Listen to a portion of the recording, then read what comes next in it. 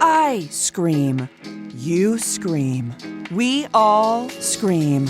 Because Wendy's famous small classic Frosty is just $1 for a limited time. More screaming, happy screaming, summer screaming, dollar small classic Frosty screaming!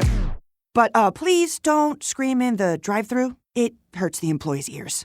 Get a $1 small classic Frosty for a limited time, only at Wendy's. U.S. price and participation may vary. A la carte only. Not valid for delivery. Limit 10 per transaction. Price may be higher in Alaska and Hawaii. Morning decisions. How about a creamy mocha frappuccino drink? Or sweet vanilla? Smooth caramel, maybe? Or a white chocolate mocha?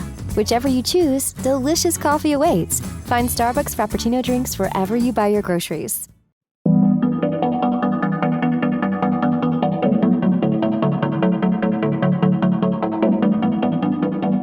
Welcome to Supernatural Japan, the podcast where we look at the dark history of Japan and its folklore. I'm your host, Kevin O'Shea, and in this episode, we sit down with the acclaimed writer, translator, and folklorist Zack Davisson for a fantastic discussion about all things spooky Japan. So this one is a real treat, folks. Sit back and enjoy my conversation with a man who really needs no introduction, but I'll give him one anyway.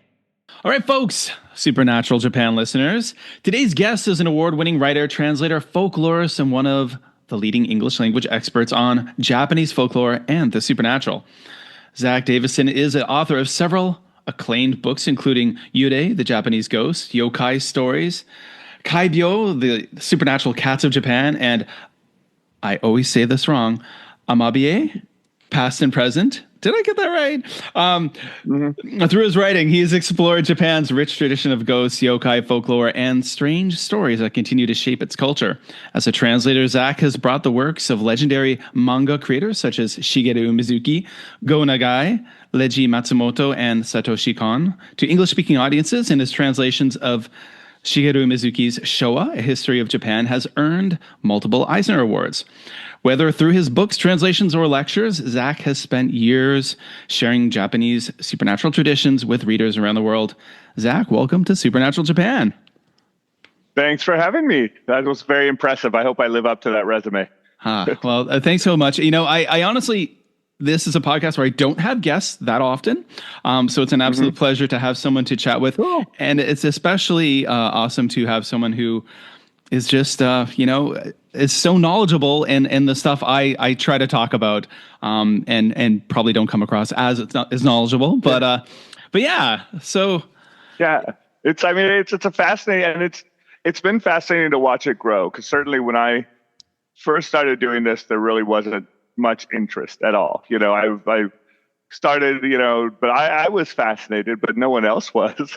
And so it's been sort of great to see the world catch up to where what I always knew was something extraordinary, something vastly interesting. It just took some time, but now it's so fascinating. Like I see podcasts like yours, I see multiple podcasts on Supernatural Japan. I'm just like, wow, that is amazing. That was just something that did not exist at all when I first became interested in this.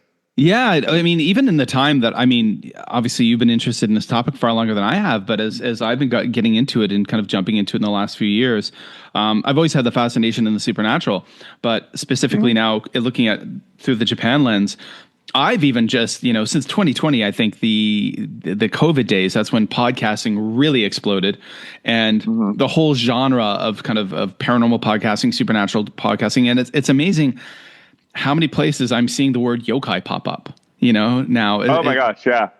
It's just, when I first started, this is kind of an aside, but when I first started doing this, started translating, a fight that I had with one of my editors at the time was the translation of the word yokai, because the fashion of the time was to translate it either something like demon or goblin. And that was the bog standard. That's what everyone did.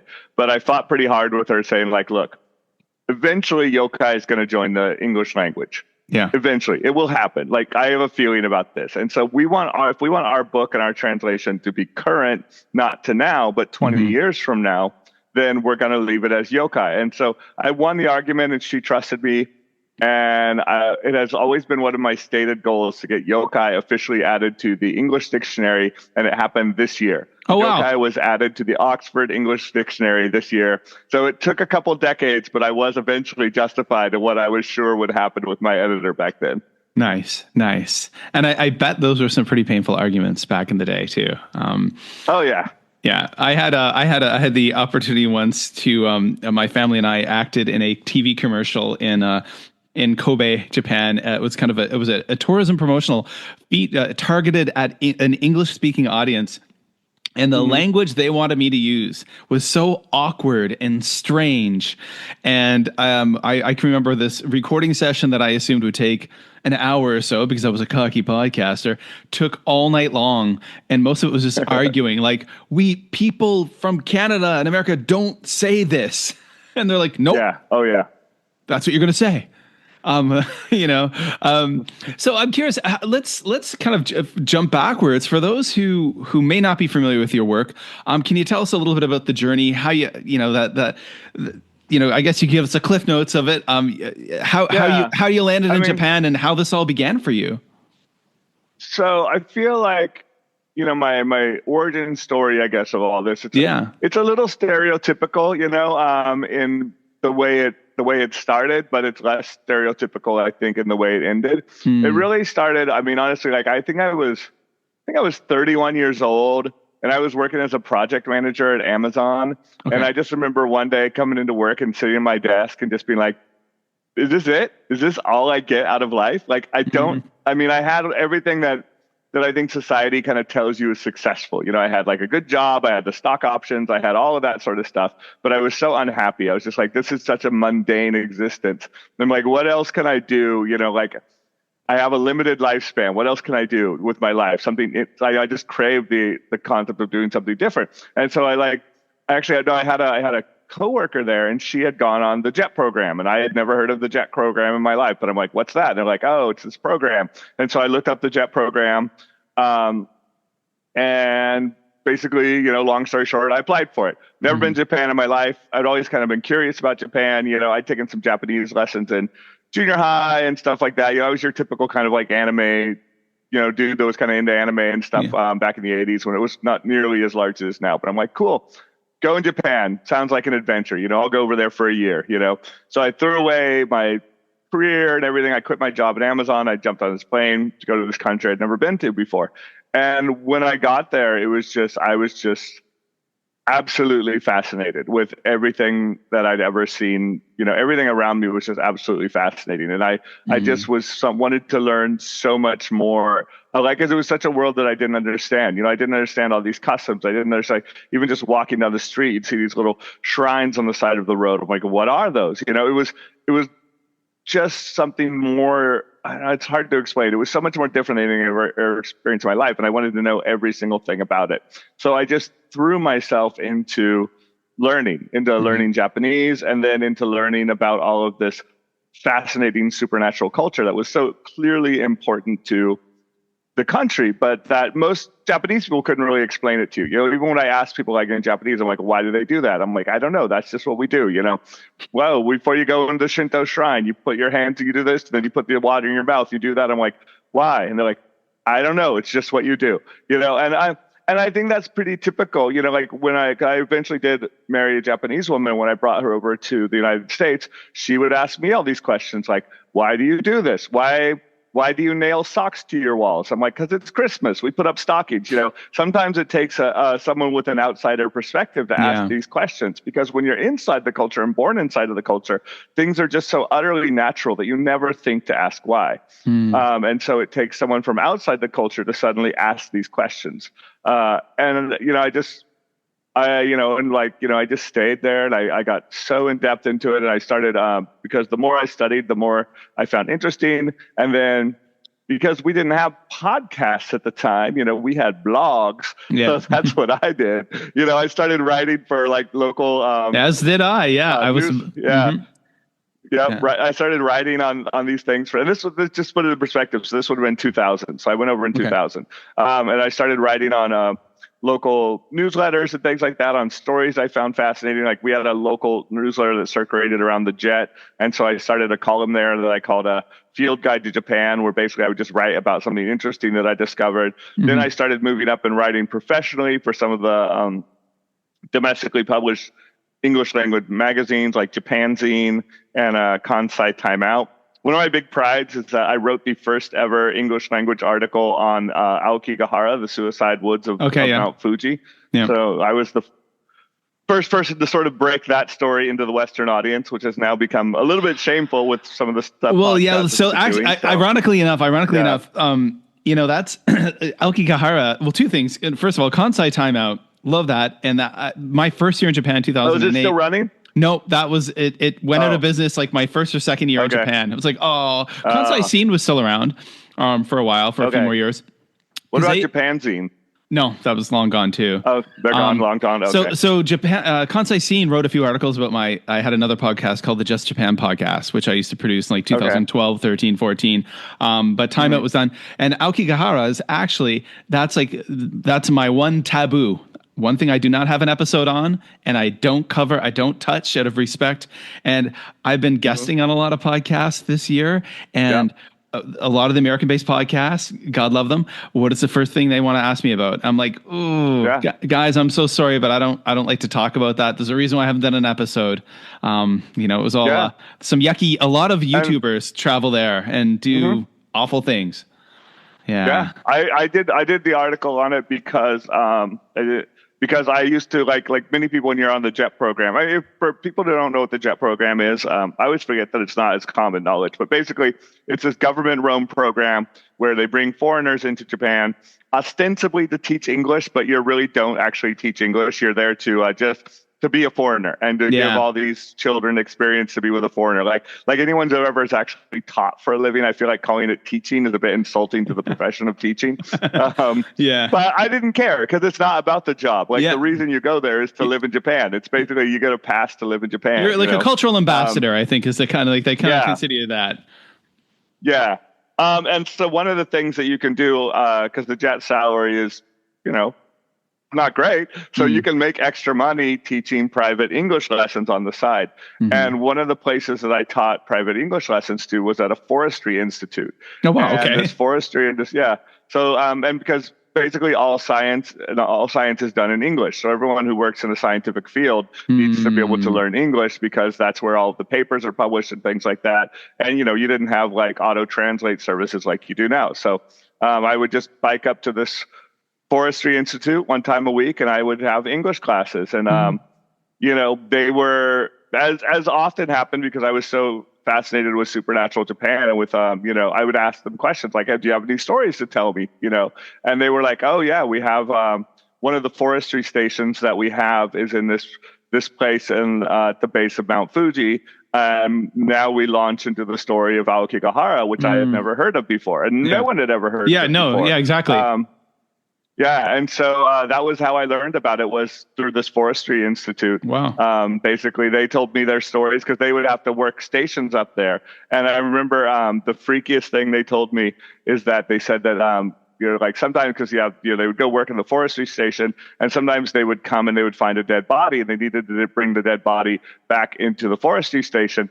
And they said that someone needed to sleep next to the dead body because if they didn't, the dead body would be angry and would scream and shout all night long as the ghost of the angry person would. So they said that was kind of their custom. And then they would janken to see who lost and had to sleep next to the dead body. Oh my God. Yeah. Wow. Yeah. Wow. So that's when I first wrote this, that would have been what, in 2000. I mean, like the early 2000s when I first wrote it. Yeah.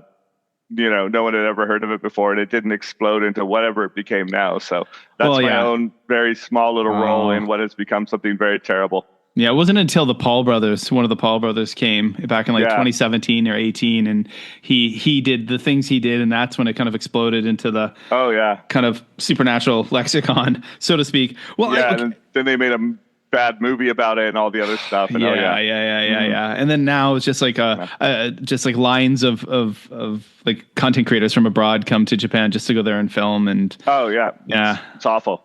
It's really awful. Yeah. Okay, so let's. I guess I was gonna say, so continue on that. So like when I did get to Japan, because I became fascinated, I ended up getting my master's degree in Japanese religious studies, and I wrote my thesis on Yurei, on Japanese ghosts. Oh wow! And so that eventually became my first book, was my master's thesis that I turned it into. So wow. Yeah, and then I just have kept doing that for, well, until now, you know. Yeah. I guess it's coming up on 25 years now. That's so cool. And who would have known, right? You went from Jet to Yuta and Yokai. To this, yeah. There's your career. Yeah, I certainly made myself a much less, you know, a life less ordinary, which was always the plan. So that is very cool. That is very cool. Well, so I mean, when you got to Japan, you said you even dove into your language studies. Now one thing I'm curious about is how did you make those connections to get that translation work with the Shigeru Mizuki books, and how did that happen? Because that's pretty neat. I did that. I mean, like I had, you know, when I was living over in Japan, that was another thing. It's like I discovered the work of Mizuki Shigeru, and I just like, that was another one of those things where, you know, every now and then you just meet something, you're like, oh, this is what I'm going to do for the rest of my life. And for me, one of those things was discovering Mizuki Shigeru, because I mean, I'd gotten to Japan and his stuff was just everywhere, but I had never heard of him. And that was so weird to me to realize, you know, I think that was a big shock, and it's a lot of shocks for people who do go to Japan for the first time, is they realize that the Japan they see is a highly curated image, a highly curated and sold image of Japan. Yeah. And then you get to Japan and you find that it's not like that at all. Yeah. You know, and that I knew absolutely nothing about Japan. A lifetime of being the Japan guy did not prepare me for 1 minute of actually being in Japan. And seeing you know, Mizuki Shigeru's stuff, like this guy who was clearly so important to the culture of Japan that I'd never heard of, was a big shock to me. And then the more I started reading his stuff and the more I dove into it, you know, the more I just became absolutely astounded with him. And literally, this is a true story. I had a friend who owned a bar in Osaka, and one time I drunkenly climbed up on a table and I shouted, "I shall be the one to bring Mizuki Shigeru to the West." And like, you know, I made this like solemn vow. And then it just took a lot of time and a lot of diligence. Like I would contact publishers. I'd be like, there's this awesome dude. You got to translate him. You know, you got to publish him. And people were like, no, because he doesn't look like the Western idea of manga. You know, he doesn't look like Sailor Moon. He doesn't look like Dragon Ball or One Piece. You know, his stuff is so unique. And they're like, no one will buy this. Absolutely no one will buy this. Right. And then, you know, tried all these things. And I started writing articles about Mizuki Shigeru for various publications, just trying to think if I could increase his popularity. If people suddenly knew who he was, maybe I should start the other direction, you know, getting people know who he was, and then maybe raise demand for his works. And so I tried doing that. And then eventually it was just a confluence of events where suddenly out of the blue, I saw that this comic company called Drawn and Quarterly was publishing a Mizuki Shigeru book. And I was like, oh my God, my heart is broken, because here it was, only one thing I wanted to do in my life was, translate his works. And now someone else was doing it. So I wrote a letter to, and this is going to put me in a terrible light. I don't care. It's true. I wrote a letter to Drawn and Quarterly, you know, saying like, look, this is my life's passion. This is my life's work. I don't know who you have translating that work right now, but I guarantee that I'm better than they are. And if you let me prove it, fire them and hire me instead. And so the editor said, sure, challenge accepted. So I translated 100 pages in a weekend, which is like this heroic feat. I stayed up. I was a maniac. And I sent them all of my work, and they fired their translator and hired me. And so that's basically how the relationship has lasted ever since then. Wow. Well, that's quite a tale. Yeah. But I mean, the dedication, right? Yeah, I was, you know, my relationship with Mizuki Shigeru, it's like I always say, it's one of a, you know, I'm not his translator, I'm an apostle, you know. And I got to know him like when he was alive and everything, and I know his family, and you know, it's been really nice, long relationship that we've had together. So that's incredible. That's been really nice, and I'm glad it's got to continue, because I truly do think that Mizuki Shigeru is one of Japan's not only like greatest comic book artists, but I think he's actually one of Japan's greatest artists that has ever come out of the country. I'm, you know what, I have to admit, there's an interesting thing, like with the trajectory I've been on over the last few years, is how, you know, like I'm one of these people who I got to Japan with no interest in Japan. It was never on my radar. Never had an interest. You know, sure. I like you had that great career. I worked in IT back in Canada. I was a game developer. I was a 3D modeler at a game development company, late 90s, early 2000s. I'd never traveled though. I had a wanderlust, and I decided to go to Korea to be an English teacher for a year. It was going to be a sabbatical, and then I was going to go back to IT. That year, I had so much fun. I traveled, turned into a couple of years. I met my Japanese wife. And it all took a turn, and then I went to Japan. And again, I didn't have that interest in, but it was like a slow burn thing. And I like you, found so much fascination in everything. Walking down the road and seeing that little shrine on the side of the road, even now, like so many years later, I'm just absolutely in love. I still am. Every time I go back, I'm just like all the small things that even I think a lot of foreigners don't even notice and walk past. Like we just went to Ise Jingu, for the first time, and up in Mieiken, and that was like magical. Dude, for me. I love Ise. That was incredible. Ise's amazing. Oh my God, Ise. Yeah, it blew my mind, and it was just such a powerful. I was saying to someone recently I was talking to, I said, when I walked especially into like the inner shrine, like just the paths, it feels like this warm blanket of something is enveloping you, and you just feel so calm and at peace and in kind of awe of the world. Yeah, it was pretty magical. It's astounding. Yeah. And I think it's fascinating, people like you and me, I think, because we have obviously a similar origin story here. Like a lot of people do this, like a lot of people, the JET program sends over thousands of people, hundreds of thousands. And for the vast majority of them, it means nothing to them. It's just kind of a quirky thing that they did once in their life. They go, they stay a year. And I used to call them the yo-yo jets, because they would be like, they would yo-yo in and then they would yo-yo back. And then they would, and they did their little time, they did their interesting thing, but it didn't really affect them in the slightest, And then there's other people like you and I, where I also intended to go for 1 year. Boom. But once I got there, I was like, you know what? I never want to go back to that, to what I just came from, Yeah. I want to, and the same thing with Wanderlust. Like, I love traveling. Traveling the world is one of my favorite things. And if I had all of the money in the world, you would never see me in one spot for more than 2 days. I don't think so. But yeah. Wow. It's fascinating, and I am fascinated. And it's like you said, it's not really just about Japan, because I think people sometimes hyper focus on Japan.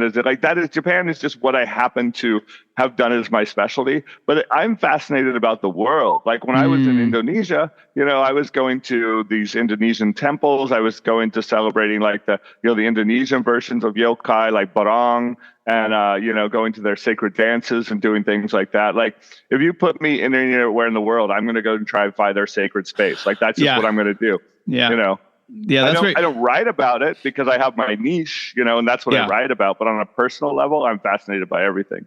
Yeah, well, I mean, like I'm in, right now I'm in a situation where I started doing primary research into writing like my first book, Japan-based book, and I'm writing like, and I don't have a title for it. It's like Supernatural Japan. And what I've done is, now that my listenership is growing, I reached out to people and said, hey, if any of you out there have had any kind of firsthand experiences with I saw something, that. Yeah. So I've been having a lot of people contacting me, and the first thing that really triggered it was when I did an episode about Jiko Buken and those stigmatized homes, and a bunch of people contacted me. I lived in one. Oh, you lived in one too? Well, then I'll have to talk to you about yours sometime too, because that's the first that opens the paragraph of the first sentence of my first book, Yurei the Japanese Ghost, is I lived in a haunted apartment in Japan. I scream. You scream. We all scream. Because Wendy's famous small classic Frosty is just $1 for a limited time. More screaming, happy screaming, summer screaming, dollar small classic Frosty screaming! But please don't scream in the drive-thru. It hurts the employees' ears. Get a $1 small classic Frosty for a limited time, only at Wendy's. U.S. price and participation may vary. A la carte only. Not valid for delivery. Limit 10 per transaction. Price may be higher in Alaska and Hawaii. The award-winning American Airlines Advantage program rewards more than travel. It takes your whole life to new heights. Earn miles when you fly, as well as with thousands of your favorite brands. And then redeem those miles for flights, upgrades, and experiences worldwide. Advantage members also enjoy earlier boarding and free high-speed Wi-Fi in flight. Join for free and start earning towards your next adventure at aa.com/Spotify. Tomorrow morning is knocking. Stock your fridge now. How about a creamy mocha frappuccino drink? Or a sweet vanilla? Smooth caramel, maybe? Or a white chocolate mocha? Whichever you choose, delicious coffee awaits. Find Starbucks Frappuccino drinks wherever you buy your groceries. Cool. Well, then I gotta get an interview another time with you about that, because a few people have reached out to me who have incredible stories. And I've already interviewed like 5 or 6 people who've lived in Jikobuken, who live in them. And it's just been fascinating for me to hear these tales. But like one person who contacted me, who had an avid outdoorsman, who had crazy bizarre story about something that happened to him while he was in the middle of nowhere in the forest of Shizuoka, and he saw something in the forest. And he said, I don't believe in ghosts or forest spirits, but if someone said, what was that thing? It's a ghost or a forest spirit. And it reminded me of the Uran Bunyan, which are these like forest spirits in Malaysia that I was learning about. And like you, when I was in Malaysia, I was trying to study all these like amazing, neat things. And I guess kind of like what you were saying earlier in the episode in the podcast, when I would ask local people about it, they're like, oh, I don't know. Yeah. I don't know. I mean, but every now and then you'll find that guy, that girl, or whoever, that person who knows it all and is interested, and then you can just. It's the best thing. Like we had a tour guide when I was in Indonesia, and he was super into it. And like he took me, he's like, well, I'm not supposed to take you here, but we're going here. You know, we're not supposed to do this, but we're doing this. And I was just like, it was the best time, because once people find that you're there, I think, and that your interest is genuine. You know, you're not there to be, whatever the Logan Paul guy who wants to make a shock video and mock them for it. You know, I was like, no, I don't want to take any pictures. I don't want to do anything else. I just want to experience it. That's all I want. Yeah, exactly. That's what when I started this podcast, that would have been with my school in Malaysia. That was the food technology teacher, who was a local woman who was older, and she was like Chinese Malay. And when she knew what I was into, she'd be like, "Oh, it's the Hungry Ghost Festival." She's like, "I gotta get home quick. Gotta get home. Gotta drive home along that road before it's dark, because once it's dark, the ghost might come out." She was saying and then she's like, "I'm not joking." And I was like, I'm like, "Tell me more." And she would happily, and I'd be like, "Tell me more about this." And I found that person who also enthusiastically would explain things to me, which was amazing. It's the best. Yeah, I had one of my co-teachers at one of the schools I taught at. He was a hereditary Buddhist priest, which meant that his family basically, because they have these temples where they're not large enough for anyone to actually get paid to be there, and so it's a hereditary position that's passed down the line. And so he was the Buddhist priest of this local temple, which means that he had to go to Buddhist school and get his his license and everything like that. And then his day job was as a teacher, but then on the weekends or as necessary, he'd go perform these ceremonies, and he would just regale me with all of these great stories, and I loved it. I thought it was just one of the best things. That is cool. And he liked it too. Having someone who's actually interested in it was great. But I would just go to school and I'm like, all right, tell me about hell. What do we got today? What's on the menu? Nice. Okay. One thing I'm curious about, something we were talking a little bit about earlier on, and even before we recorded, I want to talk about the evolution of yokai since you've been into this. Again, the only thing I know about yokai was like from actually when my son was a little kid, he'd be watching Gegege no Kitaro, and I'd be like, what is all this stuff? Oh, the yokai. And I'd watch a little bit with him, but that was it. He was really into it though. But now 2026, so many paranormal supernatural podcasts that are based out of the States, or I constantly see now, usually they're sticking to the same few ones, but the topic of yokai constantly pops up and people are talking about the topic. And I see so many people online who have tattoos of yokai and things like this. I'm curious, just, I guess they've gone from feared monsters, unknown monsters to pop culture icons. What's been going on? Tell me, I'd like to know your thoughts. I mean, for me, the greatest, it's also been interesting. It's like I said, when I started doing this, nobody cared. Nobody knew, nobody cared. I was publishing all these yokai stuff. I was doing all these yokai lectures, and it was just every now and then a few people might be slightly interested, but they were really only interested in context of whatever their video game or anime was. They wanted me to talk about Inuyasha. They wanted me to talk about, and I'm not really a pop culture guy per se. I don't play video games, I don't, that's not my realm, I can sort of pretend, I can sort of cosplay in that realm, but that's not really my realm. I want to talk about the real thing. I don't want to talk about the anime version of it, but that's what most people were interested in. And then honestly, it'll sound weird, but the greatest boon to my career was quarantine. 2020, the world shuts down. Yeah. And all of a sudden people are sitting in their house, and all of a sudden people start to get curious and wonder about things. And it was kind of amazing to see that when people were forced to think, I guess, and use that, maybe perhaps, they couldn't be active. They had to sit at home. They suddenly started becoming interesting. So I hooked up with this this company called Atlas Obscura, and Okay. they were doing these educational webinars, that they would sell tickets to, and they reached out to me and said, "Hey, would you like to do one on Supernatural Japan?" I'm like, "Sure, sounds good. I'll jump in there." And then and they had done like a series of them, and then afterwards, mine ended up being the most popular. So it just turns out that people got interested in supernatural stuff, and people got interested in Japan, and it has kind of exploded since then. I mean, I don't know, like there was a lot of zeitgeist at the same time. One was that a yokai named Amabie, which suddenly gained sort of international recognition over the course of the quarantine, because it was this very specific yokai that if you could draw its picture and share its picture, would protect you from illness. And so it became this sort of symbol of hope during quarantine. And that led people down the path of like, oh, so this is a yokai. And the next follow-up question that obviously is, what is a yokai, Yeah. And there's also other confluence events like I can't deny that the anime Demon Slayer becoming the single most popular, series of the modern age hasn't had a huge influence on that. And Japan's just soft power in general expanding to an almost astronomical sense. Like anime and manga sales over quarantine quadrupled. It was crazy. It was, my friends that work in that publishing industry, no one had ever seen anything like it. And so, that was the great expander, for whatever it is, for whatever reason, my career markedly changed and people's interest in yokai markedly changed over quarantine. Wow. That's when you talk to a lot of travel experts and you hear it on the news and stuff all the time. That's when the switch was turned to with people. Now there's always the term over tourism in Japan, but it's really only a few areas in Japan. Even Osaka, it's just which is a huge problem, honestly. Yeah.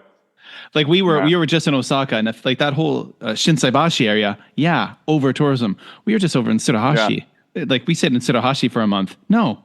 Well, I tell people, like, because when I moved to Japan, I lived in Nara, and to me, Nara is probably just one of the most beautiful, amazing places in all of Japan. And so every single person I know, they're always like, "Oh, Japan advice." Like, my number one advice is always don't skip Nara. You'll go to Kyoto, but what you really wanted to go to was Nara. Yeah, well, I was there. I was there doing touristy things. My daughter wanted to see the deer. We went to Todaiji and all that. Yeah. But I mean, we went to Asuka and visited the rock ship of Musuda. Asuka is amazing. That's such a gorgeous place. Yeah. And I spent a day there with my son and a friend, and I put stuff on my Instagram with we visited Masuda Iwafune, that kind of mystical rock thing, and it's such a cool place, and people are like. Someone said, "Were there a lot of tourists there?" Like, oh no, there was us and snakes. Oh my God, you go those same places in Asuka, like during Obon, and Nara during Obon is just ethereal. It is just like, because the streets are lined with paper lanterns and like, I mean, I may not, if I hadn't lived in Nara, I don't know if my interest in the supernatural would have been as intense as it was. But Nara was just like ground zero for all of this. I mean, Nara is where literally where it all began. Yeah. I mean, that's where Empress Himiko founded the Yamatai Nation, where the Kofun is. I lived in Sakuraishi, has an entire mountain that is a kami, and this enormous torii gate, and like all of it was just so utterly fascinating. And everywhere you go, there's a story. Every pond has a dragon.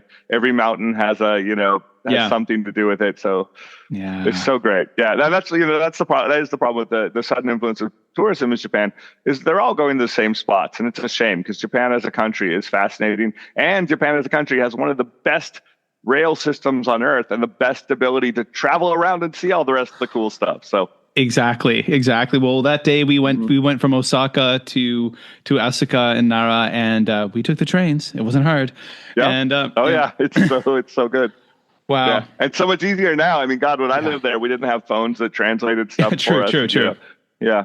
Yeah. No, it is definitely. But I mean, it's that again. Everything is so much more popular now, and that soft power, like you mentioned. That's ironically enough, like here I am now as we speak in Xi'an, China, which ironically, the connection to Xi'an and Nara is incredible because Nara, the city itself, the first capital city, was based on Xi'an. It was called Chang'an at the time. Oh, really? And the layout of the city was based on the layout of the city here, because this was an incredible historical connection between the two. But one thing I always like to we joke within my family about the Japanese soft power is, you know, the government line here is anti-Japanese, anti-Japanese. And you'll hear people say, I don't like Japan, I don't like Japan. Yet everywhere you go here in China, you see Crayon Shinchan. Shinosuke is everywhere. You see Ultraman everywhere. You see Hello Kitty everywhere. You see Demon Slayer everywhere. There'll be cars cars driving down the road with like a full Crayon Shinchan wrap. Or like anime wraps, and you're like, but it's everywhere you go. And I mean, I always joke that if you walked in, if you removed anything Japanese from a toy store here in China, like 50% of the shelves would be empty. You know, people love it, but not officially. Not officially. Officially, no, they don't. Not officially, yeah. No, they don't. They don't. Yeah, it is. I mean, Japan's explosion on the world with their soft power has really been astounding. Like one of the other parts of my life that I think is so interesting is that my grandparents were literally at Pearl Harbor when it was bombed. And I think how strange is that to go from that? And then like, if I could have a time machine and go back and be like, oh, hi, I'm your grandchild from the future. They're like, oh, really? What do you do? Oh, I'm a Japanese religious expert, and my job is writing books on Japanese culture and going around the world sharing Japanese. Like, he would probably punch me in the face. Like, he would be so angry at me. But that transition from, Japan being the enemy, this vile enemy, to now being just, carpeting the world. They're wrapping the world in anime. It's truly astounding. Yeah, it really is. It's really impressive. Yeah. And, what a role you have watching it, kind of, and knowing that you were kind of in there, kind of in a way, in the ground floor, with the English-speaking world. Yeah. I mean, certainly not by myself. A lot of us were there, but, there was a time where, we were the underdogs, and it feels weird to no longer be the underdogs. And some people still want to be the underdogs because it's the more comfortable position. But like, I have to tell people, like in the realm of comic books, people always talk about Marvel and DC as the big two.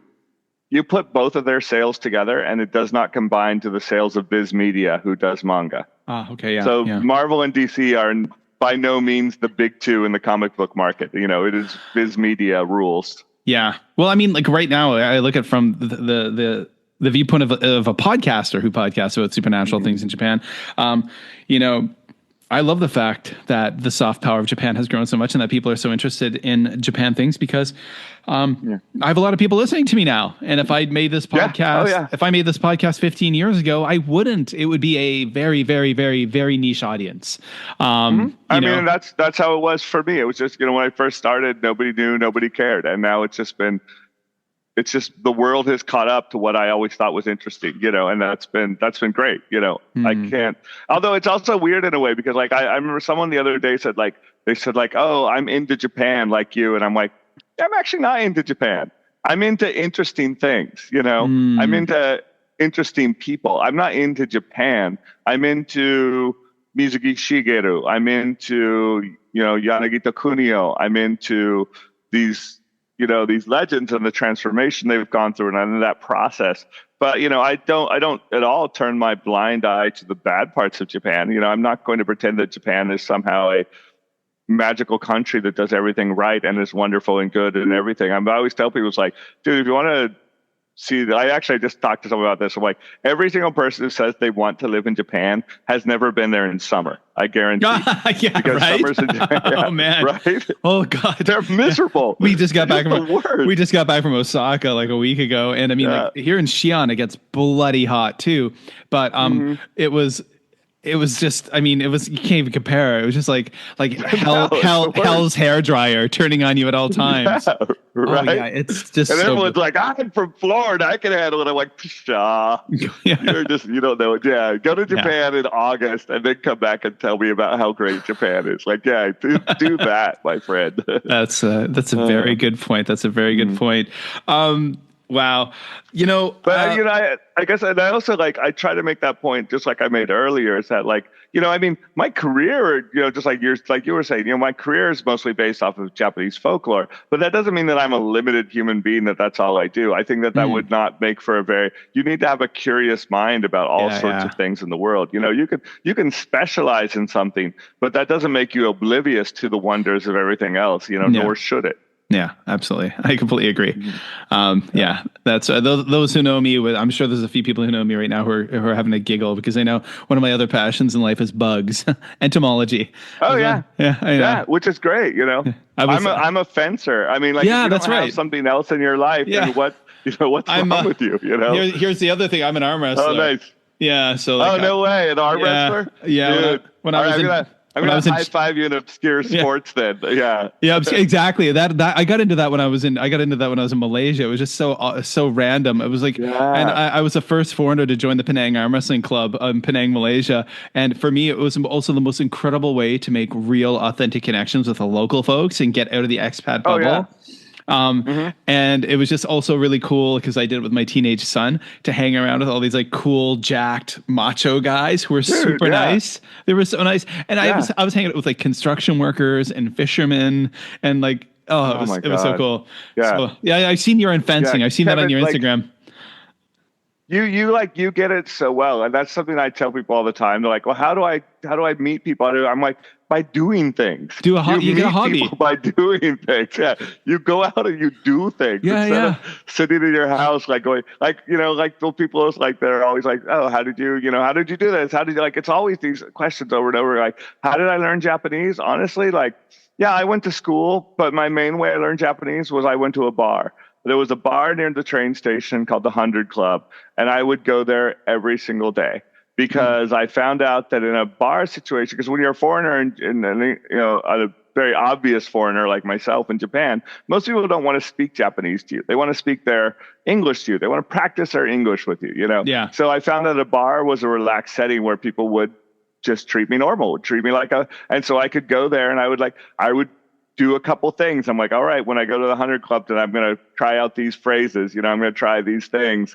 And I would prep them up and I would go there and I would use them and I couldn't understand what the fuck anyone was answering back to me. But, it was just a matter of just making myself part of the furniture where people then just treated me like a normal person. And that's how my conversational skills in Japan advanced past what you could ever learn in a textbook. Absolutely. Just by, being around people. Yeah. And authentic situations too. It's it's got to be authentic. Yeah. Last year when we wanted to go back when we were going to go back to 2 years ago, last year, going back to Japan for summer holiday, the first thing I wanted to do, and I found out was, you lived in the Kansai, of Akashi next to Kobe. And Akashi, Japan is the arm wrestling gym, that is run by, Kanai Yoshinobu, who is Japan's greatest arm wrestler. He's this 55-year-old guy who's this super heavyweight arm wrestler who competes world level. I'm like, and I found a contact and I messaged and I'm just can my son come and train at your gym? They're like, absolutely. And and they were so shocked too. Of course, I'm a Canadian who's based in Malaysia and I'm an arm wrestler. Can I come and train at your gym? So it's cool. Who would say no to that? I mean, come on, right? Everyone would say yes to that. Yeah, exactly. Obviously. Yeah. It's so funny. We have so much more in common than I thought we did, both with just. That's cool. That's very cool. Supernatural down, but now also with obscure sports hobby. I really like that. Yeah. Yeah, exactly. That's fantastic. Right. World Arm Wrestling League here, baby. Fencing's cool too. I've never done it, but I would. Dude, it is so utterly uncool. I love it so much, but I mean, as I often tell people, there's a reason why nobody watches fencing. It's because it is so utterly, it's got to be one of those boring sports on earth to watch. It's only cool in movies where they don't actually fence, where they do movie fencing. Choreographed sword fighting. Yeah. They do choreographed sword fighting, the running joke is that at a fencing tournament, whenever a new member joins, anyone's partner will come to one tournament and one tournament only. They will come and support their partner. Then when they realize how boring it is, they will never come again. And that always happens. It is so boring. Nice. Yeah. Hey, what I want to do right now, I want to ask you a few more things, but what I want to do is do it. Throw it up. I want to move it over in a way. So I've got another podcast. So I'm going to just connect these over what we call the members section on Patreon. And I want to ask you a few more questions over there. So in a way, I'm going to kind of end it, but we'll just keep recording and I'll ask you some more questions. No. So for the regular listeners, if they want to find out all the cool things you're doing, where's the best place for them to go to find you? I mean, probably so I'm on two places where I'm really prevalent. I'm on Blue Sky, which is my favorite social media app. But the problem with Blue Sky is that, I love not a lot of people there. Yeah. Yeah. I mean, it's like I have my largest following on Blue Sky. I've got, tens of thousands of followers on Blue Sky. But the problem is that we're all on Blue Sky, which is really nice. That's the nicest thing about it. Like if you want to actually talk to me, that's the place to find me, because that's where I'm most open to having conversations, to be my real, the real person.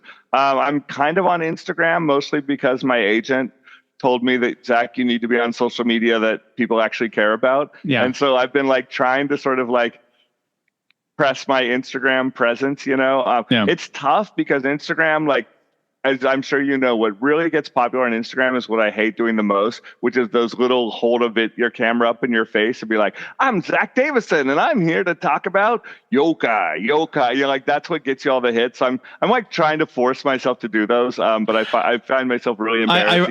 Ironically enough, I just started doing all these kind of reels about those just about a month and a half ago, and I've gone from it's a small count anyway, but I went from just having a couple of hundred followers to almost at a couple of thousand now in a month and a half after doing those. So I was like, hey, what if you're walking down the road and a yokai bites you on the, and doing the reels. But people love those things, man. Yeah. They just my first one I did, I was I saw the results of it. And I was like, God damn it. They work really well. Anyways. Right. Long story short, I'm on Instagram.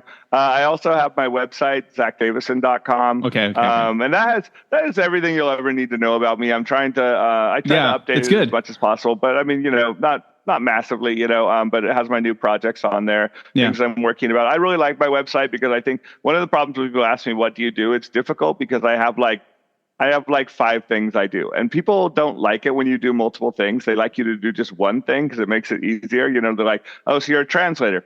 Yeah. And I write. They're like, wait, so you're a writer and a translator? It's like, yeah. And you're a college lecturer. Yeah. And they're like, well, stop it with all the things. You can only do one. They're like, wait, and then you also write American comics. Like, yeah, they have nothing to do with Japan. Yep.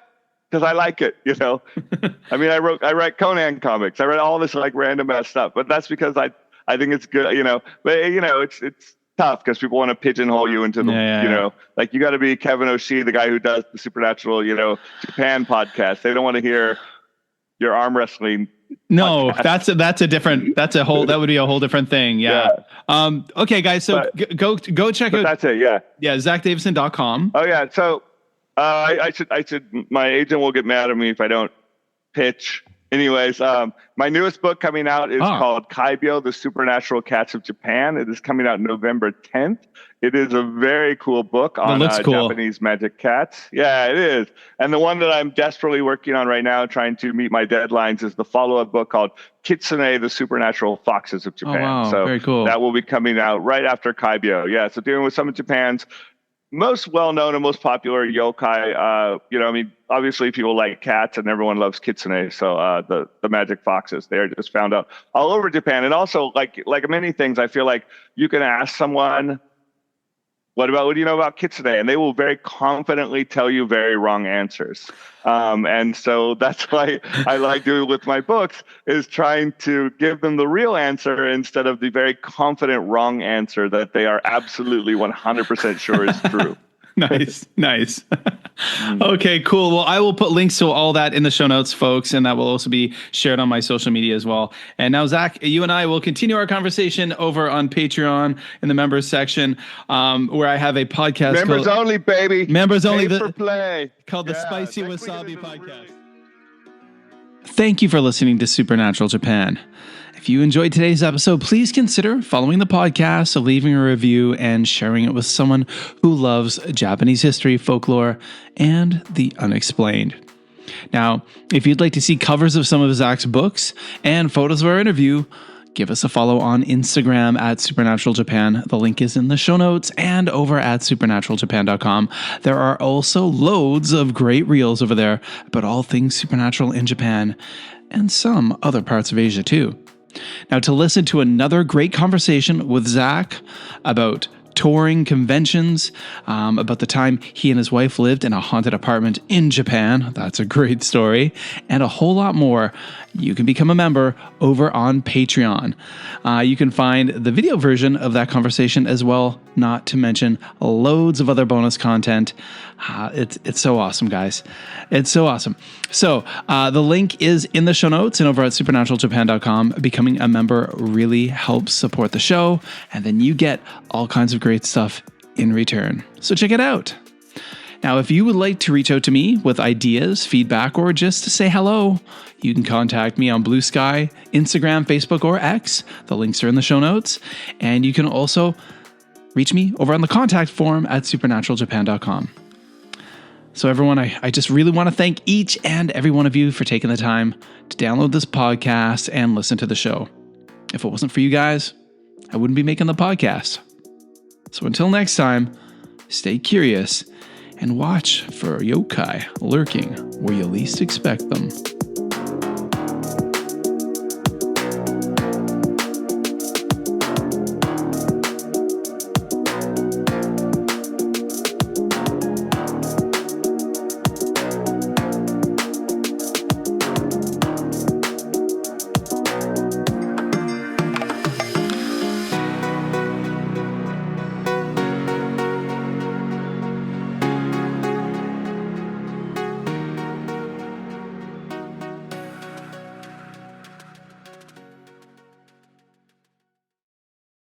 NFL football season is here, which means when you switch to Verizon, it feels like touchdown. Because you get NFL Sunday Ticket from YouTube on us when you buy an eligible 5G phone on select unlimited plans, which means you can watch every out-of-market game every Sunday afternoon. And it's all on us. Now that's the Verizon way to kick off the NFL football season right. Switch and get NFL Sunday Ticket from YouTube on us, only with Verizon. Avatar: Fire and Ash is now streaming on Disney+. It's the film critics are calling the best Avatar yet. Yeah! Go, go, go, go! A true epic and completely jaw-dropping. This is the only pure thing in this world. Return to Pandora on Disney+. It will be an adventure for the whole fam. And watch the Oscar-winning phenomenon at home. This is sick! Avatar: Fire and Ash, now streaming on Disney+. Rated PG-13.